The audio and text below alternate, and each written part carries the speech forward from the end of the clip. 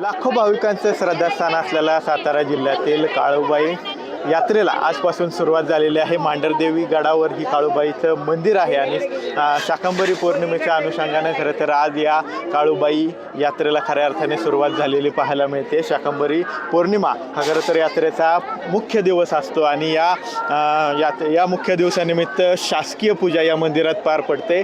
त्या अनुषंगानं पहाटे 6 वाजता सातारा जिल्हा सत्र न्यायाधीश वाघमारे यांच्या हस्ते पारंपरिक पूजा जी आहे ती शासकीय पूजा या ठिकाणी पार पडली। त्यानंतर देवीची आरती पार पडली आणि त्यानंतर खऱ्या अर्थानं मंदिर जे आहे ते भाविकांसाठी खुलं करण्यात आलेलं आहे। खरं तर भाविकांनी काल रात्रीपासूनच या भागात मंदिर परिसरात दर्शनासाठी गर्दी केल्याचं चित्र आपल्याला पाहायला मिळतंय।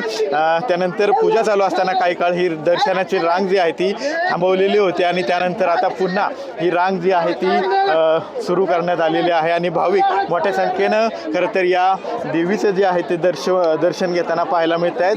खरं तर शाकंभरी पौर्णिमेचा हा यात्रेचा मुख्य दिवस असतो आणि यानंतर साधारणतः अमावस्येपर्यंत म्हणजे 15 दिवस ही यात्रा चालते आणि या 15 दिवसामध्ये महाराष्ट्र, कर्नाटक, आंध्र प्रदेशसह देशभरातील भाविक या मांढरदेव गडावर येत असतात आणि देवीचं दर्शन घेत असतात आणि खरं तर त्याच अनुषंगानं काल रात्रीपासूनच मध्यरात्रीपासूनच भाविकांनी या ठिकाणी लाईन जी आहे ती लावलेली पाहायला मिळते। अगदी गाड्याच्या पायथ्यापासून ही लाईन जी आहे ती या ठिकाणी लागलेली आहे आणि मोठ्या संख्येनं भाविक तासनतास या लाईनमध्ये थांबत आहेत आणि या संपूर्ण परिसराचं दर्शन जे आहे ते खरं तर देवीचं दर्शन जे आहे ते घेत आहेत आणि आजच्या या यात्रेनिमित्त मंदिर परिसराला आणि मंदिराला या ठिकाणी पाहिलं तर आकर्षक अशी फुलांची सजावटसुद्धा करण्यात आलेली आहे।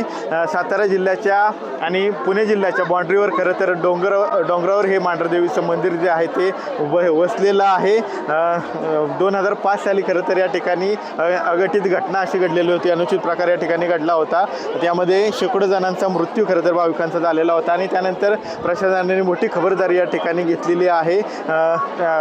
कठोर पावलं उचलत या ठिकाणी सुरू असलेल्या अनिष्ट रूढी या ठिकाणी बंद करण्यात आलेल्या आहेत। प्रशासनाच्या वतीनं मंदिर परिसरामध्ये वाद्य वाजवण्यास तसे पशुवाद्य करण्यास बंदी घालण्यात आलेली आहे। नवसाला पावणारी देवी अशी खरं तर या काळूबाई देवीची आख्यायिका आहे आणि याच देवीचं दर्शन घेण्यासाठी राज्यभरातून महाराष्ट्र असेल, कर्नाटक असेल, आंध्र प्रदेश असेल, त्याचबरोबर देशभरातले भाविक या खरं तर मांढरदेव गडावर या काळूबाईचं दर्शन घेण्यासाठी या यात्रा काळात येत असतात आणि त्या अनुषंगानं आज ही यात्रा जी आहे ती सुरू झालेली आहे आणि या यात्रेच्या पार्श्वभूमीवर लाखो भाविक, हजारो भाविक या ठिकाणी देवीचं दर्शन घेण्यासाठी या ठिकाणी दाखल झालेले आपल्याला पाहायला मिळतात। कॅमेरा पर्सन तुषार सेनेसह विनय जगताप, TV9 मराठी, सातारा।